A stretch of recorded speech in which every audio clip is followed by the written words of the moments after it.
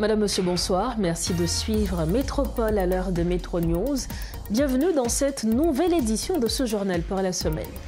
Voici les titres à la une de ce mardi. Le gouvernement presse le CEP de produire un décret électoral ainsi qu'un calendrier pour la tenue des prochaines élections. Le Premier ministre Alix Didier Fils-Aimé s'est rendu ce mardi au siège du Conseil électoral provisoire pour évaluer l'avancement du processus. Le chef du gouvernement a également insisté sur l'importance de scrutins crédibles pour renforcer la démocratie. Par ailleurs, l'Observatoire citoyen pour l'institutionnalisation de la démocratie plaide pour un renforcement des capacités des partis politiques afin qu'ils puissent concevoir des politiques publiques répondant aux défis actuels de gouvernance et de développement social. Également à la une de ce mardi, plus de 50% des parents ont déjà reçu leur transfert monétaire dans le cadre du programme d'appui à la rentrée scolaire mis en place par le gouvernement. Selon le ministre des Affaires sociales et du Travail, Georges Wilbert Franck, cette initiative vise à soutenir les familles les plus vulnérables dans le contexte de la réouverture des classes.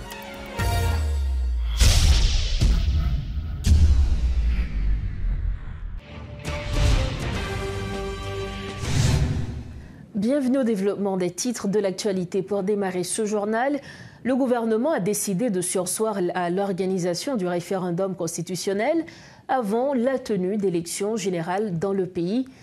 Alors que plus d'un estiment que la Constitution de 1987 constitue une source d'instabilité politique, les élections seront-elles possibles sous l'égide de la Constitution en vigueur ? Y aura-t-il une nouvelle gouvernance de transition qui se chargera de la réforme constitutionnelle? Comment éviter de nouvelles crises post-électorales? Pour analyser la situation, nous recevons le directeur exécutif de l'initiative de la société civile, le professeur Rony Desroches. Monsieur Rony Desroches, bonsoir, merci d'être avec nous. Bonsoir Rose Berline, c'est un plaisir pour moi aussi. Le référendum constitutionnel ne se tiendra plus, en tout cas pas sous la présidence de ce Conseil présidentiel de transition. Votre réaction? Je trouve que c'est absolument dommage parce que le pays rate une occasion de faire un changement constitutionnel qui s'avère absolument indispensable. Vous savez, lorsqu'il y a un gouvernement élu en place, en général, l'opposition ne souhaite pas que la révision constitutionnelle se fasse pendant qu'il y a un président élu, parce qu'on pense qu'il peut influencer la révision constitutionnelle en sa faveur. Tout le monde, en général, attend une période de transition pour faire un changement constitutionnel. Or, voilà que ça fait bien plus de 4 ans que nous sommes dans une transition et jusqu'à présent, ce référendum, cette révision constitutionnelle ne se fait pas. Je crois qu'il faut que les gouvernants actuels, le Conseil présidentiel de transition, il est vrai qu'apparemment ils sont sous pression de l'international qui voudrait avoir des élections dans un délai qui ne soit pas trop long, mais il faut qu'il leur explique, qu'il leur fasse comprendre toute l'importance de cette révision constitutionnelle.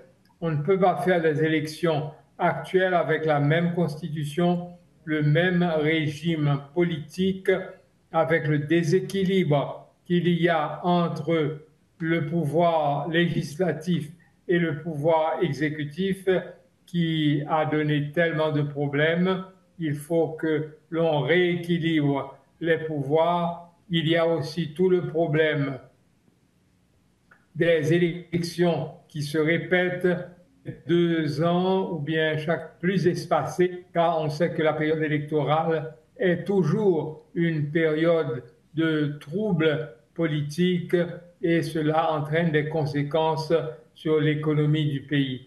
Donc, il faut qu'ils expliquent à leurs interlocuteurs que c'est important. Et aussi qu'ils discutent aussi avec les interlocuteurs du calendrier du déploiement de la force de répression des gangs afin que l'on puisse arriver à un minimum de sécurité qui rende possible la circulation des personnes, la campagne électorale et les élections. Monsieur Desroches, vous nous aviez dit que l'organisation des élections sous l'égide de la Constitution de 1987 ne serait pas un atout pour Haïti, on va dire. Et pourquoi donc est-ce que vous prévoyez des crises post-électorales, toutefois que l'organisation des élections se fait effectivement sous l'égide de la Constitution de 1987? Bon, je crois que nous avons eu l'expérience de la Constitution de 1987. Nous avons vu, n'est-ce pas, l'influence, je dirais, exagérée du Parlement qui bloquait même l'action du gouvernement, l'action de l'exécutif. Aujourd'hui, il faut, par exemple, nous savons que parfois l'exécutif mettait plus d'un mois avant de pouvoir nommer un Premier ministre, de former un gouvernement. Maintenant, nous devons avoir un exécutif qui ait la possibilité de mettre en place un gouvernement une fois élu et qui puisse mettre en œuvre son programme de gouvernement sans avoir les chantages, les pressions des parlementaires qui veulent des postes, n'est-ce pas, dans les ministères, etc., etc. Donc, je crois qu'il y a un déséquilibre à rectifier et ce serait dommage qu'on ne puisse pas le faire immédiatement. Et aujourd'hui, que faire, toutefois que, effectivement, nous sommes bien obligés d'organiser les élections avec la Constitution de 1987. Que faire aujourd'hui? Est-ce que le Conseil présidentiel de transition, le gouvernement devrait encore une fois parler du référendum constitutionnel ou y a-t-il d'autres alternatives aujourd'hui?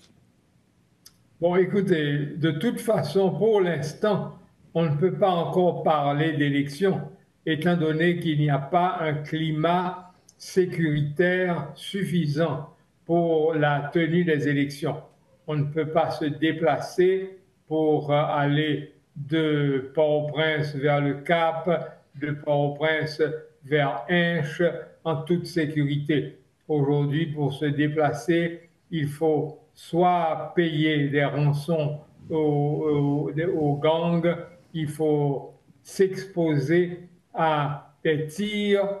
Ce n'est pas possible non plus de faire campagne électorale.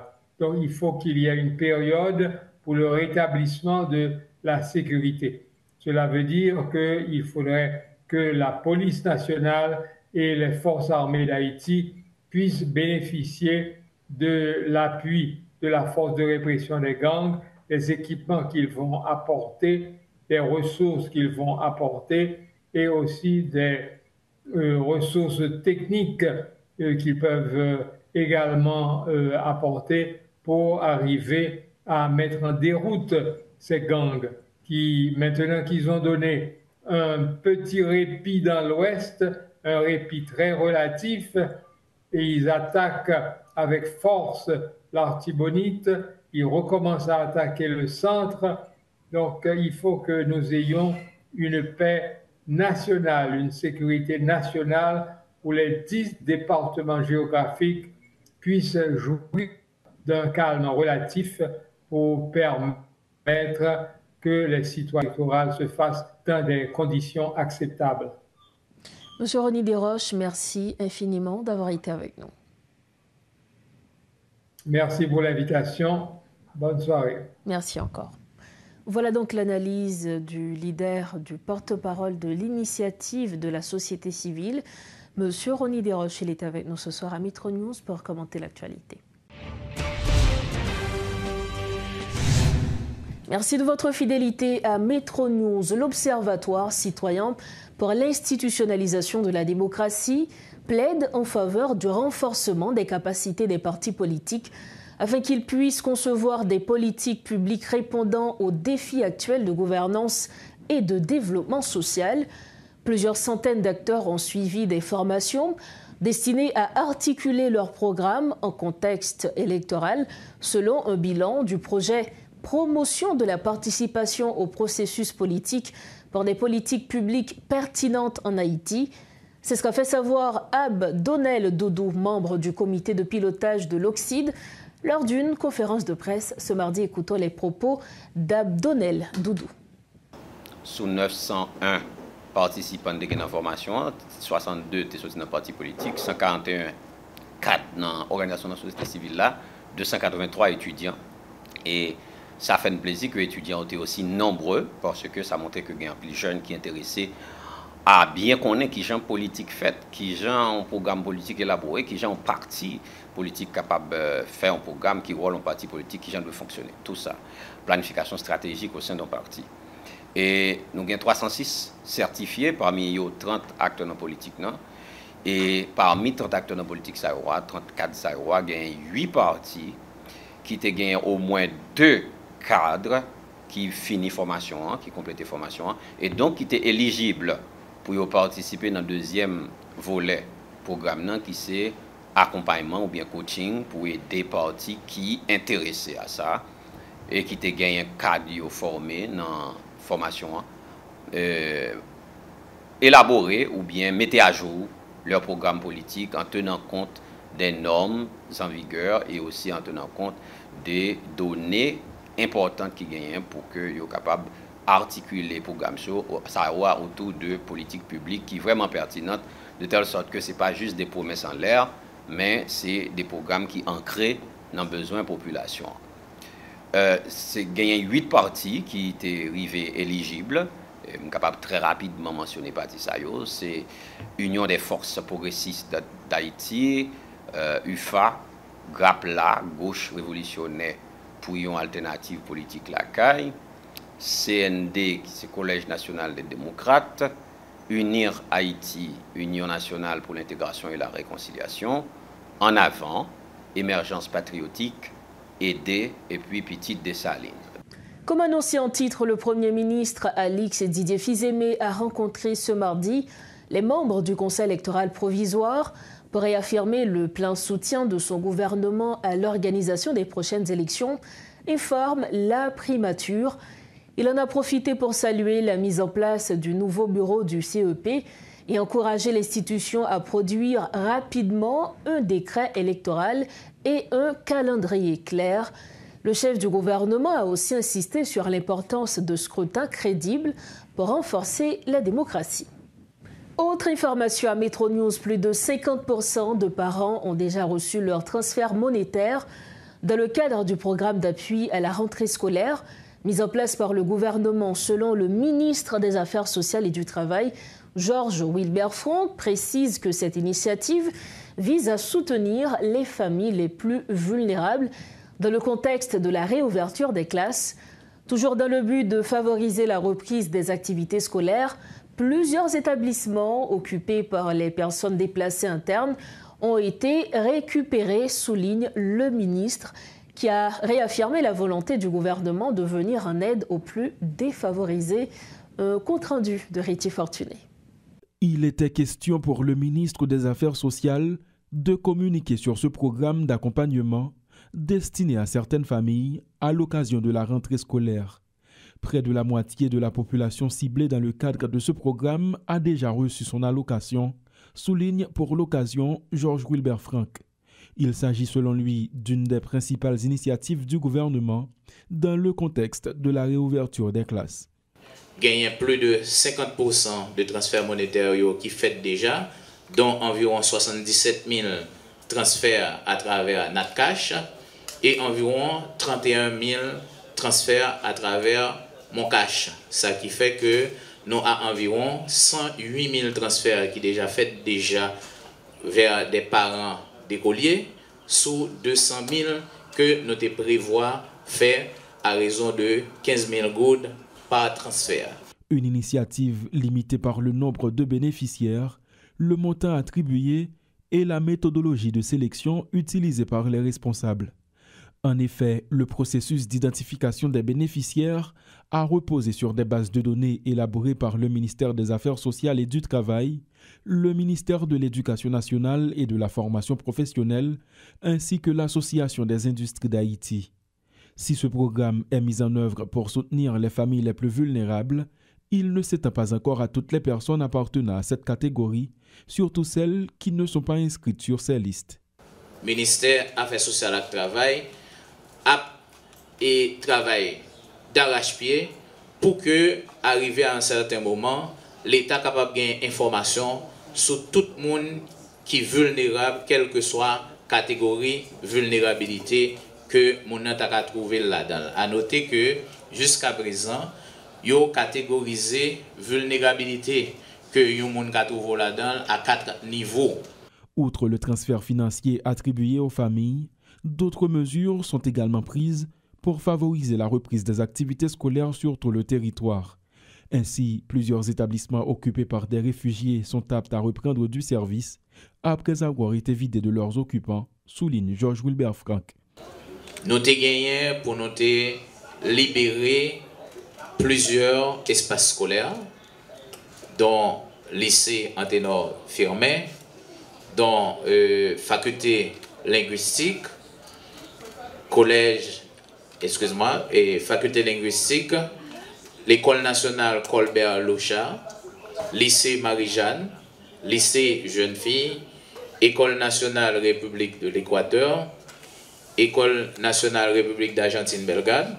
Donc c'est ensemble de l'école Sayo que nous avons gagné pour nous libérer. Nous avons gagné tout Caroline Chauveau.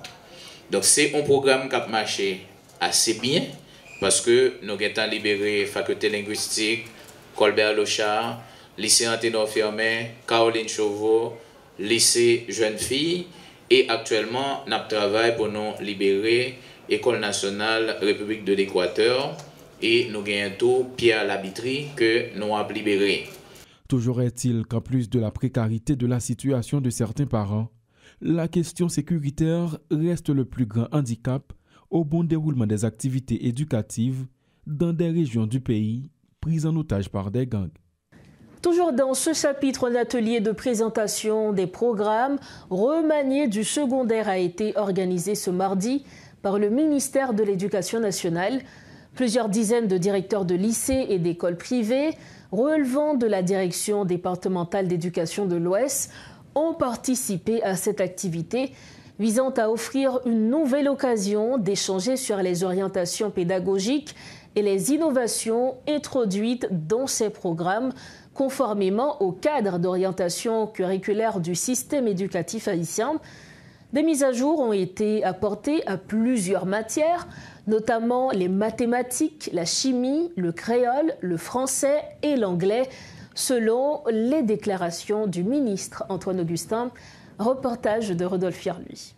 Le ministère de l'Éducation nationale et de la formation professionnelle a organisé un atelier de présentation des programmes remaniés du secondaire, l'occasion pour le ministre Augustin Antoine de mettre l'accent sur les priorités du MNFP. Premier acte du ministère, il faut respecter le socle commun. NS1, NS2, c'est qu'on commet tout, on va prendre toute matière. Tout élève va prendre toute matière à passer là pour garder l'habileté, si on a capacité. Ça aurait mais ça au café. À la fin de l'évaluation de NS2, on a choisi, l'élève l'a choisi. Et c'est ça qu'aime dit directeur enseignement secondaire. Dès ce mois-ci, il faut le mettre en instance d'orientation scolaire. Pour M. prendre bâton pèlerin, marcher dans toute l'école à travers le pays. Pour regarder comment nous travaillons dans le nouveau secondaire. Cette activité qui a réuni plusieurs dizaines de directeurs de lycées, d'écoles privées établis dans la direction départementale d'éducation de l'Ouest vise à offrir une nouvelle occasion d'échanger autour des orientations pédagogiques et des innovations introduites dans ces programmes au regard du cadre d'orientation circulaire du système éducatif haïtien. Deuxième bagaille, respect orientation pédagogique là. LS3, LS4. Maintenant, sur un habitant, élève la guerre dans l'école. Si vous, au départ, vous êtes envoyé dans SVT, Mon élève là, c'est dans SCSI Calais, c'est là pour orienter. Nous allons pour le cas passer pour l'école, mais pour la famille, il n'y a pas perdu l'argent. Les programmes revisités incluent des mises à jour dans les matières suivantes: mathématiques, chimie, créole, français, anglais, espagnol, histoire et géographie, éducation physique et sportive, EPS, éducation esthétique et artistique, EEA, sciences de la vie et de la terre, SVT, informatique, économie, entre autres, poursuit le ministre Antoine. Il faut tout programme dans toute l'école, quel que soit côté de l'école là.